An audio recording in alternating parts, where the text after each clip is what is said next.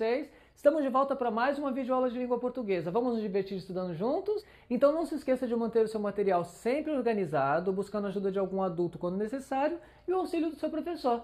Vamos aproveitar e chamar o nosso amigo Betioguinha para participar da nossa aula conosco. Vamos lá? Betioguinha, vem! Estamos esperando por você. Olá, turminha, tudo bom? Vamos para a aula de hoje? Na aula de hoje falaremos sobre o sujeito de uma oração. E a nossa atividade está na página 80 do nosso livro, então já deixa ele aí aberto para acompanhar direitinho, tá bom? O sujeito é o termo da oração que realiza ou sofre alguma ação. Todos os elementos da frase se referem ao sujeito, sendo ele um dos elementos principais de uma frase. Numa frase, é o sujeito que realiza uma determinada ação e é dele de quem se fala. Por isso dizemos que os demais termos da oração se referem ao sujeito, ou seja, estamos falando dele. Parece complicado, mas não é não.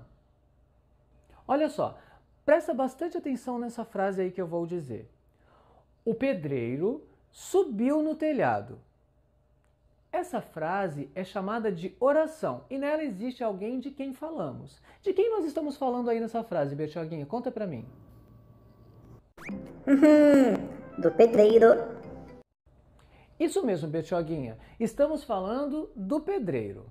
Nessa frase, o pedreiro realiza uma ação, ou seja, ele faz alguma coisa. Essa ação se refere ao pedreiro. Que ação é essa, Betioguinha? O que o pedreiro fez, faz ou está fazendo? Conta pra mim. Aí está dizendo que ele subiu no telhado.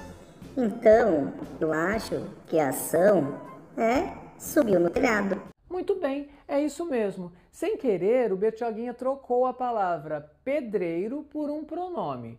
Ao falar a palavra ele, o Betioguinha substituiu a palavra pedreiro. Então, o pronome também pode ser o sujeito da oração. Às vezes acontece da frase ter mais de um sujeito, ou seja, mais de uma pessoa de quem se fala ou mais de uma pessoa que realiza uma ação. Nesse caso, dizemos que essa oração tem um sujeito composto. Por exemplo, olha só a frase aí. Marina e André fizeram a lição de casa. Nessa oração foram duas pessoas que realizaram uma ação. Não foi só a Marina ou só o André, mas os dois. Estamos falando dos dois na frase. Existem, por exemplo, orações em que o sujeito não vem escrito. Sabia disso, Betioguinha? Eita! Mas como vamos saber de quem estamos falando? É fácil, amiguinho.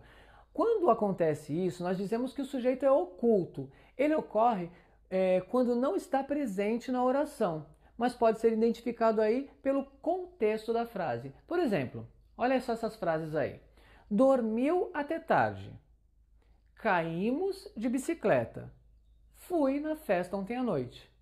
Nessas três frases, como podemos observar, não está escrito a pessoa ou mesmo um pronome aqui represente. Mas, ao lermos, a gente é capaz de saber de quem se trata. Isso ocorre porque observamos o contexto das frases. Dormiu cedo, por exemplo. Quem dormiu cedo, Betioguinha? Conta pra mim. Quem dormiu cedo não dá para saber o nome, mas posso dizer que ele dormiu cedo ou que ela dormiu cedo. Exatamente, amiguinho. Então, quem seria o sujeito nessa frase? Ou seja, de quem se está falando? O sujeito, então, é ele ou ela. Perfeito, é isso. E o mesmo ocorre com as duas outras frases. Por exemplo, caímos de bicicleta. Nós caímos de bicicleta. Nesse caso, o sujeito é nós. E a outra frase, fui à festa ontem à noite. Eu fui à festa ontem à noite. Então o sujeito aí é o pronome eu. Nesses e em outros exemplos que não aparecem o sujeito, mas que conseguimos identificar através do contexto, dizemos então que ocorre o sujeito oculto. Nós não podemos nos esquecer que as ações realizadas pelo sujeito são representadas por verbos, que é a classe de palavras que se referem às ações. Algo que alguém faz, fenômenos da natureza, enfim. No caso das frases que eu citei, os verbos são dormiu, caímos e fui. Essas são as ações. Eu vou propor para vocês algumas atividades aí na tela que não estão no nosso livro, para que possamos ver se realmente entendemos o que vimos até aqui, pode ser? Presta bastante atenção aí. Eu vou colocar um quadro com 7 sujeitos e logo em seguida algumas frases que devem ser completadas com eles. Basta ler a frase e verificar qual dos sujeitos do quadro se enquadram conforme o contexto. É fácil. Vamos lá? Esse é o quadro com 7 sujeitos.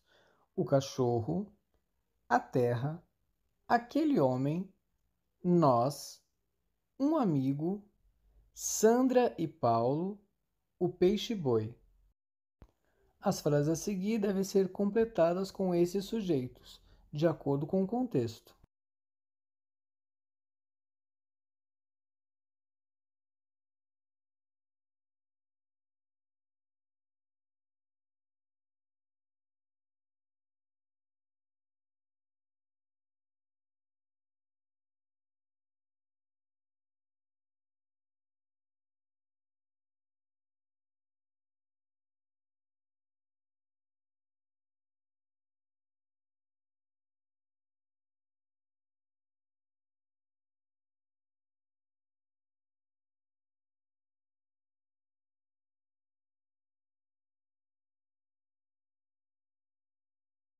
Estamos terminando a nossa aula de hoje, mas antes eu quero propor um desafio a vocês. Tente criar 2 frases em que o sujeito seja composto, ou seja, que tenha mais de uma pessoa, objeto, animal, lugar de que se fala.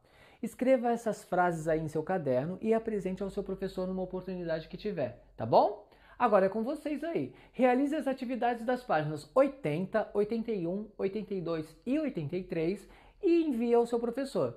Volte o vídeo quantas vezes forem necessárias e busque auxílio em caso de dúvidas.